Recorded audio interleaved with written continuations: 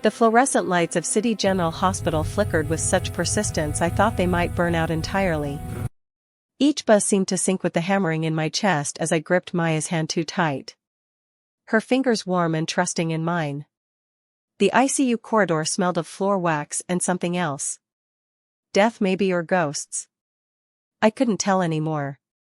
These past 5 years had dulled my ability to distinguish between the two. "Mama, why are we here?" Maya whispered. Her voice so small it barely rose above the hum of machines around us. Her dark hair was pulled back in the braid I'd woven that morning, and those eyes, his eyes, were wide with confusion that made my stomach twist. "Someone needs our help, baby." "Someone who?" I stopped, my fingers shaking as I reached for the handle of room 402. "Someone who's supposed to be nothing to us." But nothing wasn't enough. The nurse's call had been vague. A man was brought in from a hit and run.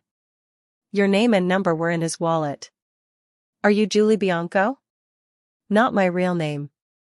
Not anymore. But close enough to the ghost I'd buried that my blood had gone cold. I should have hung up. Should have grabbed Maya and run like I'd done 5 years ago when I drove my car into the harbor and let the city believe Ryan Purvis's wife had drowned.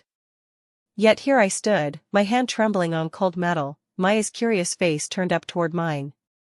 Just a stranger, I told myself. Just someone who found an old business card. But my body knew better. My pulse remembered the weight of his gaze, the way he could make a room feel smaller just by existing in it. The door was all that separated me from a life I'd burned to ash, and I was about to open it anyway. I pushed. The room was dim, machines beeping in steady rhythm like a countdown. 4 bags hung like surrender flags. And there, in the bed, his head turning slowly toward the sound of the door, was Ryan Purvis. Not dead. Not a widower mourning at my empty grave. Alive. His dark eyes found mine, and I watched recognition hit him like a physical blow. Those eyes, the same shade as Maya's, widened, then narrowed, moving from my face to the small hand I was clutching. His gaze dropped to my daughter. His daughter. The heart monitors beeping accelerated. Julie. My name left his lips like a prayer and a curse combined. I couldn't breathe. Couldn't move. The tattoos on his neck were visible above the hospital gown, the serpent that coiled toward his jaw, the crown of thorns at his collarbone. Marks I used to trace in the dark before I learned what they really meant. Before I understood that the man I married was a king of a kingdom built on bones. You're dead, he said, his voice rough and fractured. I buried you. You buried a car, I heard myself say. Maya tugged at my hand. Mama, who is that man? The question hung in the sterile air between us. 5 years of running. 5 years of hiding. 5 years of building a life from the ashes of my own fake funeral, all of it collapsing in the space between one heartbeat and the next. Ryan's eyes hadn't left Maya. I watched him count backward, watched the math arrange itself in his mind. Watched the exact moment he understood. How old is she? His voice was barely above a whisper, but it carried the weight of an empire. I should have lied. Should have grabbed Maya and run.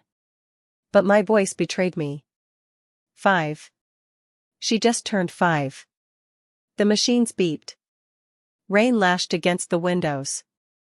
And Ryan Purvis, the man I'd died to escape, stared at the daughter he never knew existed, the daughter whose eyes were an exact mirror of his own. We need to leave, I said, my survival instinct finally kicking in. This was a mistake. Julie. We're leaving. I turned, pulling Maya toward the door, my heart screaming at me to run, run, run. They're coming for me. Ryan's words stopped me cold. Whoever hit me, they'll come back to finish it. And if they see you? His voice cracked. If they know you're alive, if they see her. I looked back. Ryan was trying to sit up, his face contorted with pain, one hand pressed against bandages wrapped around his ribs. Blood was seeping through the gauze. That's not my problem anymore, I said, but my hand was shaking so badly I could barely hold the door handle.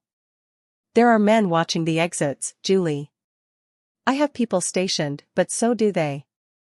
You walk out that door with our daughter, and you won't make it to the parking lot. Our daughter. The word settled over me like a sentence. No more running. No more hiding. The ghost I'd tried to bury was sitting up in that hospital bed, bleeding and broken, but very much alive, and he'd just claimed the one thing I'd sworn he would never have. Maya tugged my hand again. Mama, I'm scared. I know, baby, I whispered, staring at the man who was supposed to be my past. I know. But knowing wasn't enough.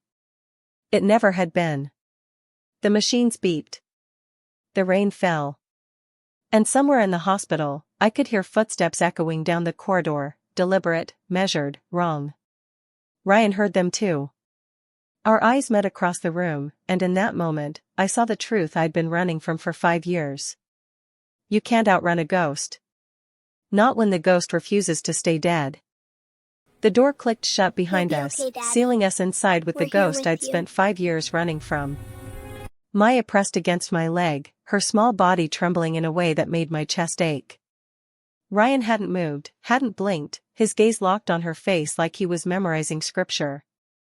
Get out, I said, the words coming out sharper than I intended. I mean, we need to go. This was a mistake. A mistake. Ryan's laugh was hollow, bitter. You let me believe you drowned. I pulled the harbor for 3 days, Julie. 3 days in freezing water, diving until my lungs gave out, searching for a body that was never there. His voice cracked. And you call this a mistake? I had practiced this conversation in my head 1,000 times. In my version, I was calm, collected, explaining why I had to disappear. In my version, he understood. But standing in that hospital room with Maya's hand crushing mine and Ryan's dark eyes burning holes through my carefully constructed lies, every rehearsed word evaporated. You didn't give me a choice, I whispered. I gave you everything. You gave me a cage. The words escaped before I could stop them. A gilded, blood-soaked cage, and you expected me to be grateful. Ryan flinched like I'd struck him. His hand moved to his ribs, pressing against the bandages, and for a moment I saw past the king to the man underneath, broken, bleeding, human. The machines beeped their steady rhythm. Maya shifted beside me, and Ryan's attention snapped back to her like a magnet finding true north. What's your name? He asked, his voice suddenly gentle in a way I'd never heard it. Maya looked up at me, uncertain.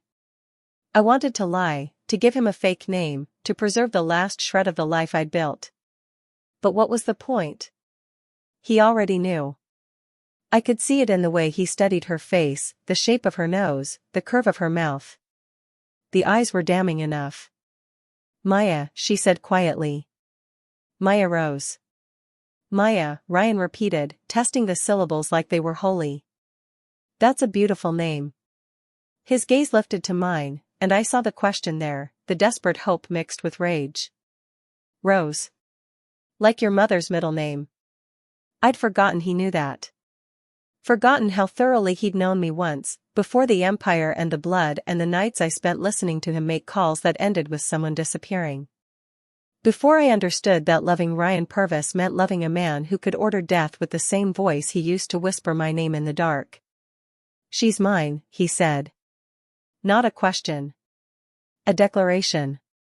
She's ours, I corrected, the word tasting like ash.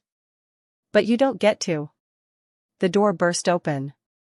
A man in a black suit filled the doorway, his hand inside his jacket.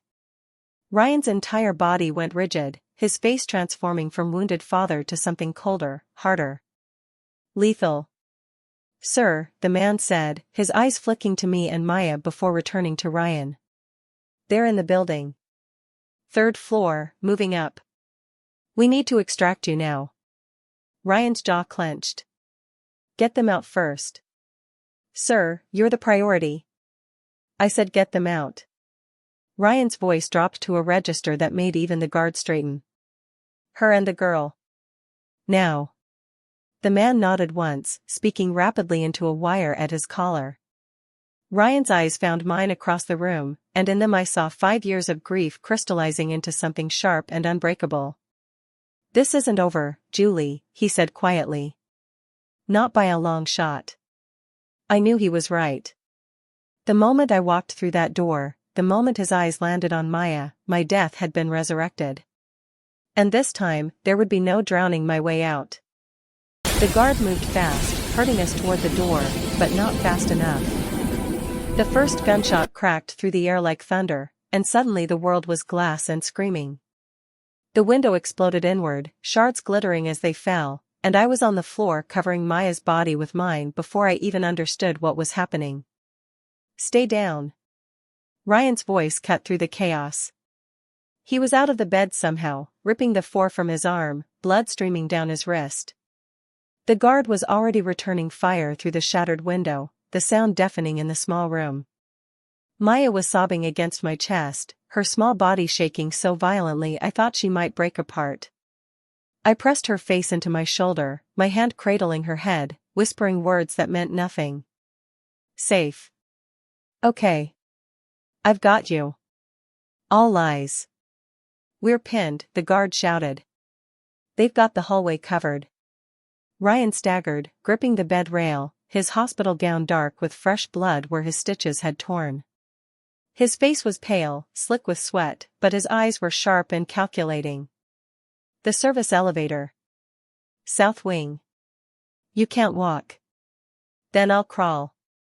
Ryan's gaze found mine on the floor. "Julie. Get up. We're not going anywhere with you." Another shot. This one took out the heart monitor in an explosion of sparks and plastic. Maya screamed, and something inside me that had been frozen for 5 years suddenly ignited. I looked at Ryan, really looked at him, and saw the truth I'd been trying to deny. These men weren't here for him alone. They'd seen us. Seen Maya. And if Ryan died in this room, we wouldn't make it out alive either. "How do we get to the elevator?" I heard myself ask.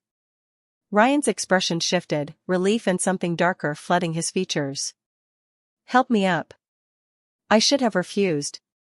Should have taken Maya and tried for the stairs, the windows, anything but aligning myself with the man who'd made my life a prison.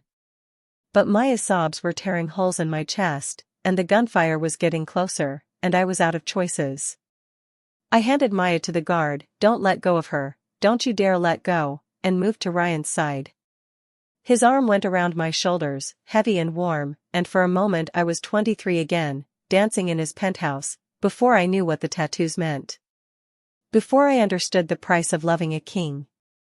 "South corridor," Ryan gritted out, his weight nearly buckling my knees. "There's a maintenance hall behind the supply closet." We moved as one, stumbling toward the door. The guard went first, Maya clutched against his chest, his gun raised. I followed with Ryan leaning on me like a broken promise, each step leaving bloody footprints on the white tile. The hallway was chaos. Nurses running, patients screaming, and somewhere close, too close, the sharp reports of automatic weapons fire. Ryan's men were engaging someone, buying us seconds we didn't have.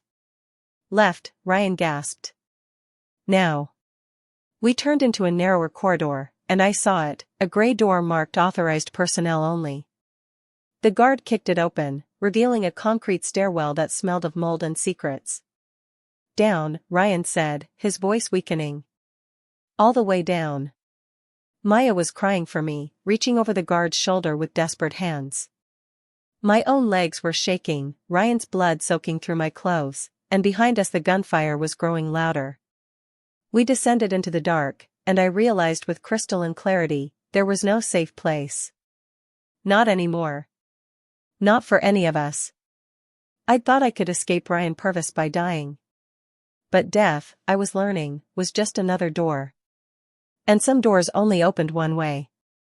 The SUV climbed higher into the mountains, each turn taking us further from everything I'd built. Maya had finally cried herself to sleep against my shoulder, her breath hitching even in unconsciousness. Ryan sat across from us, a medic working on his wounds in the cramped space, his face gray but his eyes never leaving his daughter. Our daughter. The words still felt foreign in my mouth. How much further? I asked, my voice hoarse from screaming in the stairwell, from the smoke we'd run through when they'd tried to trap us in the parking garage. 20 minutes, Ryan said. His hand pressed against fresh bandages, white gauze already blooming red. Maybe less. 20 minutes. 20 minutes until I walked back into a cage I died to escape. The gates appeared through the trees like something from a nightmare dressed as a dream, wrought iron, 15 feet tall, cameras mounted on every post. The SUV slowed, and I watched the gates swing open with the kind of smooth silence that spoke of money and power and systems designed to keep the world out. Or keep someone in. The estate sprawled before us, all stone and glass and sharp angles cutting into the mountainside. Lights blazed from every window despite the late hour, and I could see figures moving on the grounds, guards, I realized. Men with guns patrolling a perimeter that probably extended for miles. Welcome home, Ryan said quietly, and the words made my stomach turn. This isn't my home. It was once. That was a different life. I looked down at Maya's sleeping face, so innocent, so unaware of what I'd just dragged her into. A different me. Maybe. Ryan's gaze softened. But she deserves to know where she comes from. Who she comes from. The SUV stopped in front of a massive entrance, marble steps leading up to doors that looked like they could withstand a siege.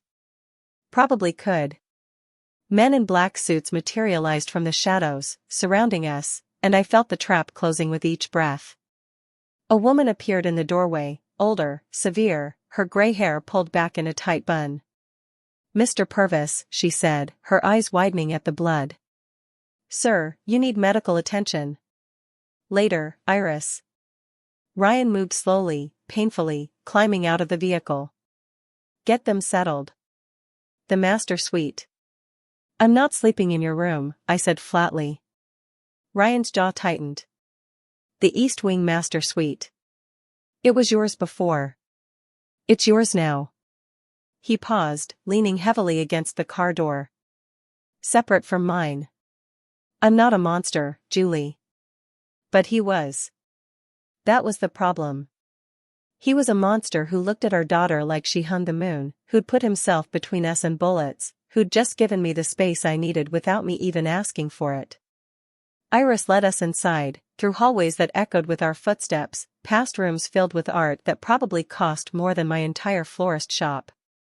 Everything gleamed, pristine and perfect and suffocating. Maya stirred in my arms as we climbed a grand staircase, her eyes opening to stare at the chandelier overhead, crystal and gold, dripping light like frozen tears. Mama, where are we?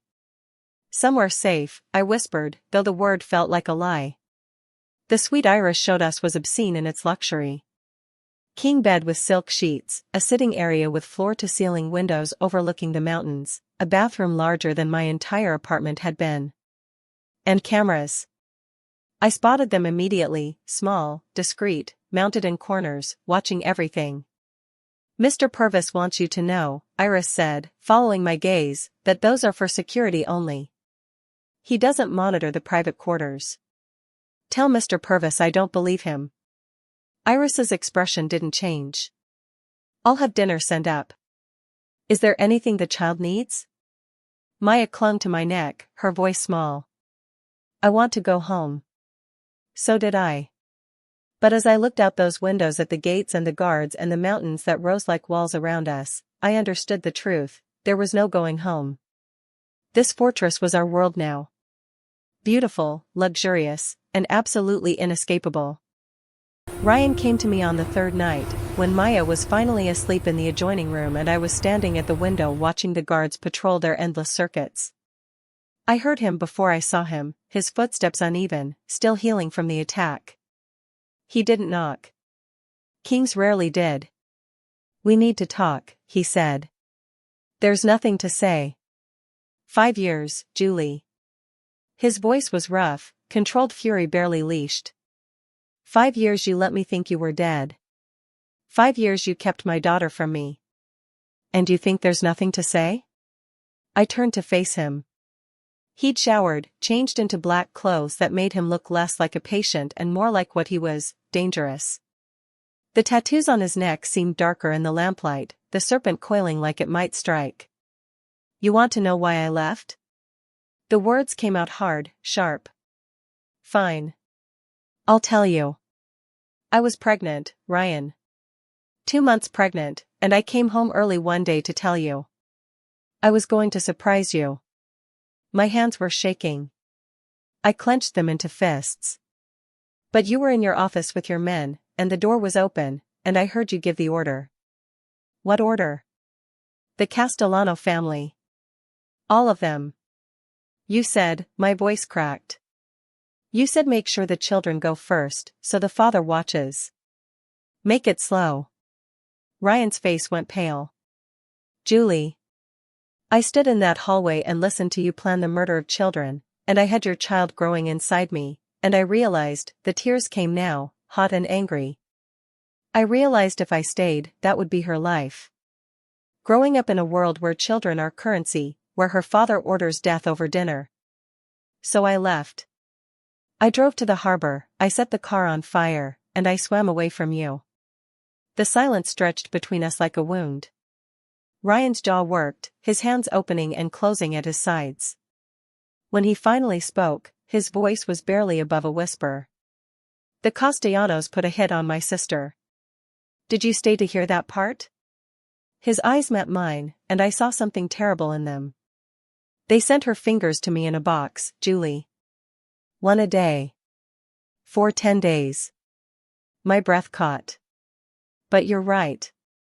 I became the monster you thought I was. He moved closer, each step deliberate. After you died, I burned everything. The Castellanos, their allies, anyone who'd ever made a move against my family. I killed 63 people in 3 months. He stopped an arm's length away. And every single one of them, I wished it was me instead. Ryan. I drank myself unconscious every night for a year. Put a gun in my mouth twice. My men had to take shifts watching me because I kept trying to drive to the harbor. His voice broke. I wanted to drown where you drowned. I wanted to find you at the bottom. The tears were streaming down my face now, for him, for us, for the broken thing we'd been. I didn't know about your sister. You didn't ask. The accusation hung between us. You heard one conversation and decided who I was. What I deserved. You were going to kill children. I was going to make them think I would. Ryan's hands came up, then dropped helplessly. It was a bluff, Julie. Psychological warfare. The Castellanos folded 2 days later, gave up the men who took Maria. I never touched their families. The room tilted. 5 years. 5 years I'd run from a threat that was smoke and mirrors, from a monster who was broken and grieving. 5 years Maya had grown without a father because I'd been too terrified to stay and ask questions. I didn't know, I whispered. No. Ryan's voice was hollow. You didn't. And now we're both living with what that cost. He turned to leave, his hand on the door, and I saw the shape of him, the wounded king, the grieving brother, the father who'd missed 5 years of his daughter's life because I'd chosen fear over faith. Ryan. He stopped but didn't turn. I'm sorry. So am I. The door clicked shut behind him. So am I. I found them in the garden on a Tuesday morning, Ryan kneeling in the dirt beside Maya, both of them focused on something I couldn't see. My first instinct was to run, to grab her away from him, but I forced myself to stay hidden behind the hedgerow, watching. See this one? Ryan's voice was gentle, patient. That's a monarch butterfly. They fly thousands of miles every year to find their way home. Maya's small hand reached out, almost touching the orange wings. Why do they go so far? Because home is worth it. No matter how hard the journey. I pressed my hand against my mouth, swallowing the sound that wanted to escape. This wasn't the man I'd married. That man had been all sharp edges and controlled violence, every moment calculated for maximum impact. This man, this father, moved like Maya was made of glass, like one wrong breath might shatter her. My mama says we used to have a different home, Maya said, her voice uncertain. Before the flower shop. Ryan went still. Did she tell you about it? No. She gets sad when I ask. Maya looked up at him with those eyes, his eyes, and I saw Ryan's throat work. Are you really my daddy? Yes. The word came out rough. I am. Then why weren't you there before? The question hung in the morning air, brutal in its innocence. Ryan's hand moved to his chest, pressing against his heart like he could hold the broken pieces together through sheer will. Because I made mistakes, he said finally. And your mama was trying to keep you safe from them. From you? Yes, baby. From me. Maya considered this, her face serious. Then she reached out and took his hand, her tiny fingers wrapping around his scarred knuckles, and said, "You don't seem scary." I watched Ryan break. Watched tears slip down his face as he pulled Maya into his arms, holding her like she was the only thing keeping him tethered to earth. And maybe she was. That night, while they slept, Ryan in his wing, Maya in mine, I moved through the estate like a ghost, memorizing patrol routes, camera blind spots, the rhythm of the guard rotations. The east wall had a weak point where the cameras didn't quite overlap. 2 minutes, maybe 3, when someone small and fast could slip through. I sketched it in my mind, refined the plan. 2 weeks. I needed 2 weeks to time it perfectly, to pack what we'd need, to prepare Maya without tipping her off. We'd go north, into Canada maybe, somewhere Ryan's reach couldn't extend. But in the morning, I woke to voices in the hall. I cracked the door open and saw Maya, already dressed, her hand in Ryan's as he led her toward the stairs. Where are we going? She asked. There's something I want to show you. A room full of books. I thought maybe we could read together. Really? Mama and I read every night. Then we'll have to read something special. Something just for us. They disappeared around the corner, and I stood there feeling like the walls were closing in. Every moment they spent together, every smile Maya gave him, every time she reached for his hand, it was a link in a chain I didn't know how to break. I'd planned to leave in 2 weeks. But watching Ryan teach Maya to read in the library that afternoon, his voice soft as he sounded out words and made the characters come alive, I felt the plan dissolving like sugar in rain. He sprawled on the floor beside her, this king with blood on his hands, and he was gentle. Patient. Present in a way I'd never imagined possible. Mama, come read with us, Maya called, spotting me in the doorway. Ryan's eyes met mine over her head, and in them I saw the question, are you still planning to run? I sat down on Maya's other side, the 3 of us forming a broken triangle on the expensive rug, and I didn't have an answer anymore. The cameras watched. The guards patrolled. And in the space between one page and the next, I felt my escape route crumbling into something that terrified me more than any prison, the possibility of staying. The man appeared on the ridge 3 mornings in a row. Same time, same position, a glint of metal that could have been binoculars or a scope. I told myself I was paranoid, that 5 years of running had made me see threats in shadows. But on the 4th morning, when Maya and I walked through the garden and I felt eyes tracking us like a physical weight, I knew. We weren't safe. We'd never been safe. I found Ryan in his office, surrounded by monitors and maps, his lieutenants clustered around him like predators planning a hunt. They scattered when I walked in, all except one, a scarred man named Victor who looked at me like I was a problem he hadn't quite figured out how to solve. Leave us, Ryan said, his eyes on my face. Whatever he saw there made his jaw tighten. When the door closed, I moved to the window and pointed at the ridge. Someone's watching. 3 days now. Always in the morning, when Maya's outside. Ryan was beside me in seconds, his hand catching my wrist. Show me exactly where.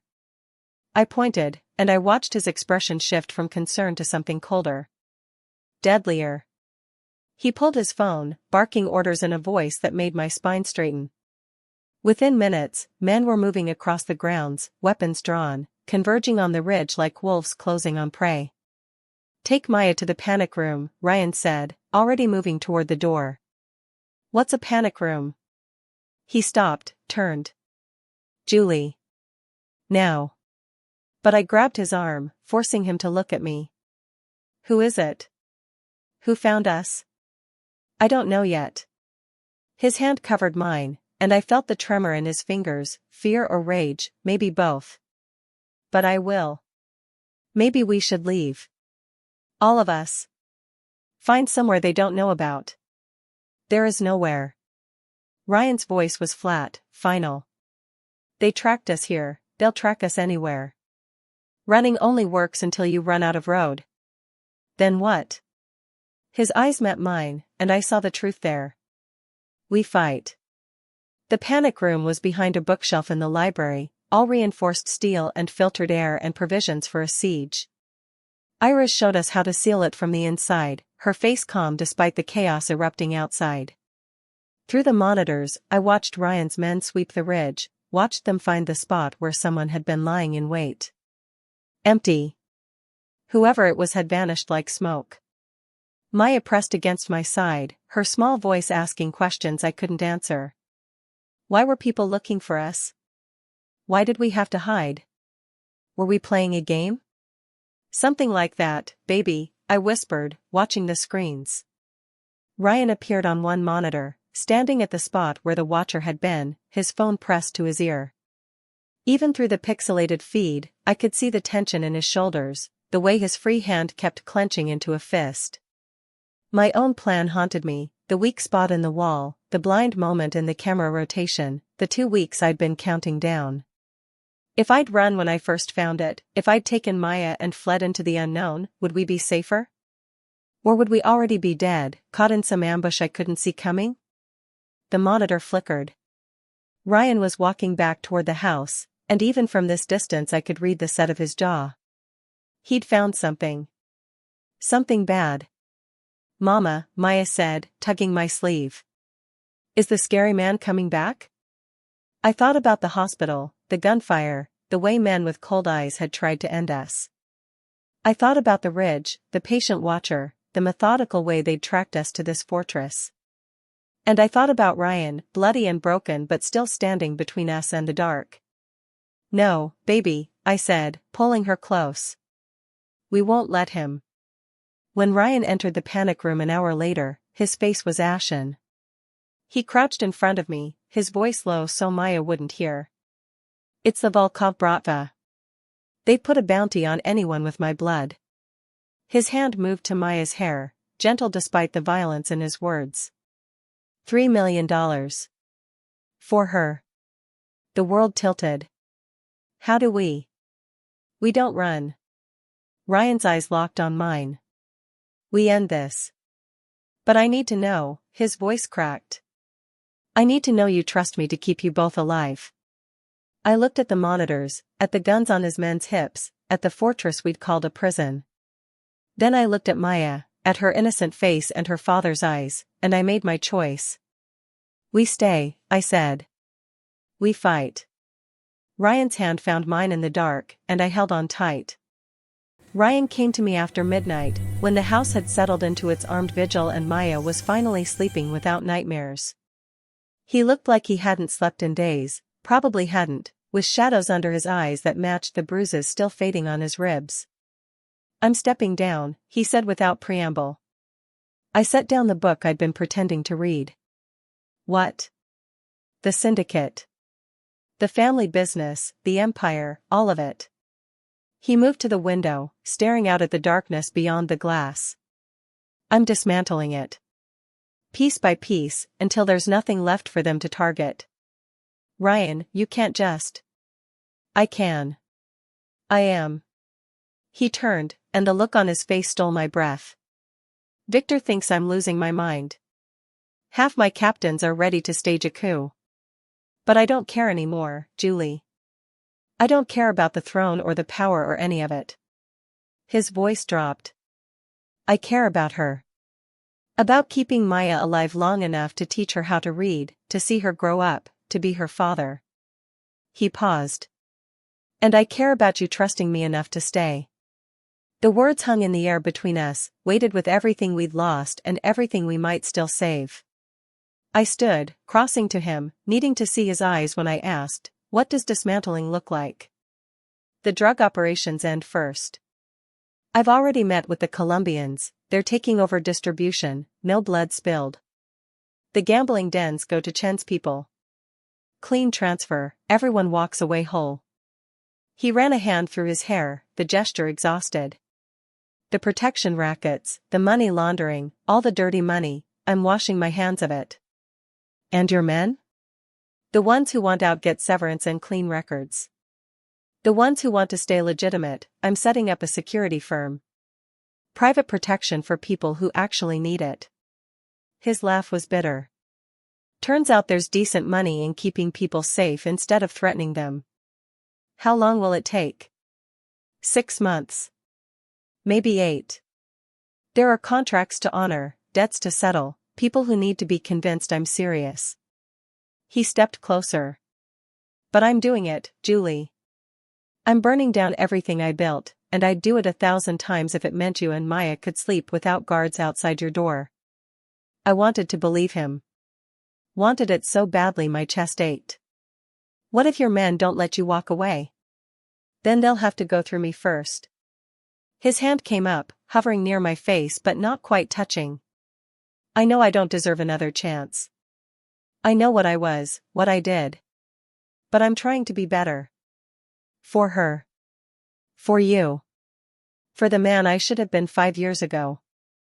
Through the wall, I heard Maya stir, calling out in her sleep. Ryan's head turned toward the sound, his whole body attuned to her like a frequency only he could hear. "Go to her," I said softly. "She sleeps better when you check on her." Something broke open in his expression, gratitude, hope, something fragile and new. He moved past me, then stopped at the door. "I met with the Volkovs today," he said quietly. "Offered them everything. Every territory, every operation, every dollar I've made in 10 years. His hand gripped the doorframe. "They laughed in my face. Said the bounty stands until my bloodline is erased." My stomach dropped. "Ryan. So I'm not just dismantling the empire. I'm fortifying what's left. Hiring the best security money can buy, building networks of safe houses, creating exit strategies for every scenario." His eyes met mine. "I'm preparing for war, Julie. But when it's over, when the Volkovs are dealt with, I'm done. No more king, no more syndicate. Just a man trying to be a father." He disappeared into Maya's room, and I heard his voice through the wall, low and soothing, singing something I didn't recognize. A lullaby maybe, or a promise set to music. I stood in the doorway and watched him sit beside her bed, his scarred hand smoothing her hair, this man who'd ordered death with the same breath he now used to comfort his daughter. He was dismantling his kingdom brick by brick, and I was starting to believe he'd burn the whole world down if it meant keeping her safe. The question was whether that made him a better man or just a more dangerous one. I didn't have an answer yet. But for the first time in 5 years, I wanted to stay long enough to find out. The garden was empty except for us. No congregation, no witnesses except Maya and Iris, who stood quietly by the rose bushes holding a small bouquet of wildflowers. Ryan had asked if I wanted something bigger, something befitting what we'd once been. I'd told him I wanted the opposite, just us, just truth, just the fragile thing we were trying to build from the ashes. I wore a simple white dress, nothing like the couture gown from our first wedding, the one that had cost more than most people made in a year. Maya had picked flowers from the garden and woven them into my hair with clumsy, loving fingers. Ryan wore a dark suit, no tie, his tattoos visible at his collar and wrists, marks of the life he was leaving behind but couldn't erase. "You don't have to do this," I said as we stood facing each other under the arbor. "We're already married. Legally, nothing changes. Everything changes." His hands found mine, and I felt the calluses, the scars, the evidence of violence that had shaped him. "The first time, I married you with lies. Told you I was in real estate, kept you away from the truth until it was too late. Today, you know exactly who I am. What I've done. What I'm trying to become. His voice caught. And you're still standing here. Maya tugged at my dress. Mama, is it time? I nodded, my throat too tight for words. There was no officiant, no legal binding, we'd agreed this was for us alone, a promise that mattered more than paper. Ryan had written his vows on a piece of paper that trembled in his hands. Julie, he began, then stopped, his eyes glassing over. I can't promise you I was never a monster. I was. I am. The blood on my hands doesn't wash off just because I want it to. He looked at Maya, then back to me. But I promise you I'll spend every day trying to be the man our daughter deserves. The man you thought you married before you learned the truth. His thumb brushed across my knuckles. I promise you transparency. No more secrets, no more shadows. If I take a meeting, you'll know who with and why. If there's danger, you'll be the first to know. If I'm struggling, if the old life calls to me, I'll tell you instead of hiding behind walls. He folded the paper, tucked it away. And I promise that if you ever want to leave, if this life becomes too much, I'll let you go. No threats, no hunting, no forcing you back. You'll be free, and I'll make sure you and Maya are protected for the rest of your lives. His voice broke completely. Even if it destroys me. The tears came then, hot and fast. I'd prepared my own vows, memorized them, but standing there watching this king offer to let me walk away, the words I'd planned dissolved into something simpler, truer. Ryan, I whispered. I can't promise you I'm not still afraid. I am. Every time I see your men with their guns, every time I remember what you were capable of, part of me wants to run. I squeezed his hands. But I promise to try. To stay long enough to see if you mean it. To give Maya the chance to know her father, to let you prove that people can change. I glanced at our daughter, her face bright with innocent joy. And I promise honesty. If I'm scared, I'll tell you. If I'm thinking about leaving, you'll know. No more faking my death, no more running in silence. That's all I ask, he said. Maya stepped forward with the wildflowers, solemn and serious. Daddy said I get to give these to you because I'm the most important person here. Ryan laughed, the sound wet and broken. That's right, baby. You are. I took the flowers, and Ryan took my face in his hands, his forehead resting against mine. I love you, he whispered. I never stopped. Even when I thought you were gone, even when I was drowning in grief, I loved you. I know, I said, and realized I meant it. I know. He kissed me then, gentle and desperate and full of promises we'd both broken once before. But this time felt different. This time there were no champagne toasts or designer shoes or guests who measured worth in blood and territory. This time it was just us, scarred, broken, trying, and Maya's small hand pressed between our hearts. When we pulled apart, Iris was crying quietly into her handkerchief. Maya was beaming. And I was married again to the same man, but somehow it felt like the first time I'd ever said yes to who he actually was. Can we have cake now? Maya asked. Ryan swept her up into his arms, laughing. We can have anything you want. As we walked back toward the house, his free hand found mine, and I didn't pull away. The beach was quiet except for the waves and Maya's laughter as she ran along the shoreline, her graduation gown abandoned in the sand beside her cap. 18 years old, with her father's eyes and my stubborn streak, heading to Columbia in the fall to study law. She wanted to help people, she'd said. Wanted to make sure no one else grew up afraid the way she had those first terrifying weeks in the fortress. Ryan sat beside me on the weathered blanket, his hair graying at the temples, the tattoos on his neck faded from years of distance from the life that had marked him. His hand found mine automatically, the way it had every day for the past 13 years. She's going to change the world, I said, watching Maya chase the tide. She already has. Ryan's voice was soft, peaceful in a way it never used to be. Changed mine, at least. I leaned into him, feeling the steady beat of his heart against my shoulder. The Volkov War had ended 7 years ago in a warehouse in Newark, not with bloodshed but with wire transfers and immunity deals. Ryan had given the FBI everything: names, accounts, operations spanning decades. The Bratva had scattered, their leaders in prison, the bounty on Maya's head dissolved into federal witness protection agreements. The cost had been steep. Victor and 3 others had died covering our escape before the final confrontation. Ryan still woke sometimes reaching for them, ghost pains from a past that refused to stay buried completely. But he'd kept his promise. The syndicate had burned, and from the ashes he'd built something clean. The Purvis Foundation now funded victim services, rehab programs, safe houses for people fleeing violence. Every dollar Ryan had made from blood and fear now went toward healing. He ran it from a small office in town, no guards, no weapons, just a man trying to balance accounts that could never truly be settled. "Do you ever miss it?" I asked. The question still came sometimes, usually on quiet days like this when the past felt far enough away to examine safely. Ryan was silent for a long moment, watching Maya. "I miss the certainty," he admitted.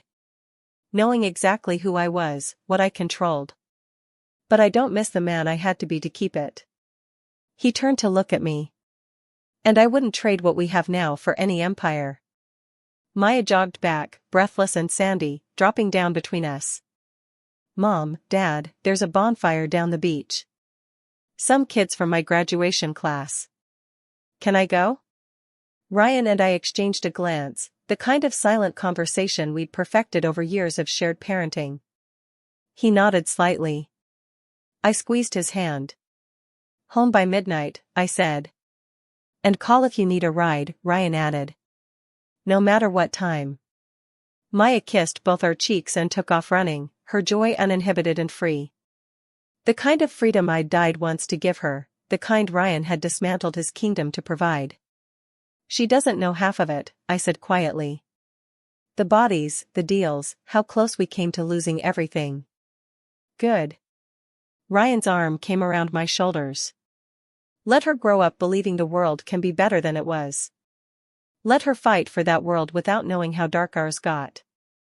The sun was setting, painting the sky in shades of orange and gold, and I thought about that night in the ICU when I'd opened the door expecting a stranger and found my past waiting for me. I'd been so certain Ryan Purvis would destroy us. Instead, he'd destroyed himself, the old self, the king, the monster, and rebuilt something softer from the ruins. "I love you," I said, the words easy now, no longer weighted with fear or doubt. "I love you too." He pressed a kiss to my temple. "Thank you for staying. Thank you for changing." We sat there as the sun dipped below the horizon, 2 people who'd survived each other and somehow come out whole on the other side. The fortress was sold years ago, its walls torn down, the surveillance cameras dismantled. We lived in a small house now, with a garden Maya had helped plant and windows that stayed open to let the light in. The Purvis name still carried weight, but not the kind that made people cross the street. Now it meant hope, redemption, the possibility that even the darkest past could be rewritten. Maya's laughter drifted back to us on the wind, mixing with the sound of waves and distant music. Ryan's hand tightened on mine, and I held on, both of us anchored by the life we'd fought so hard to build. The sun set on the syndicate years ago. But here, on this beach with our daughter's future bright before us, I finally believed we'd made it to the other side. Not unscathed. Never that. But alive. Together. Free.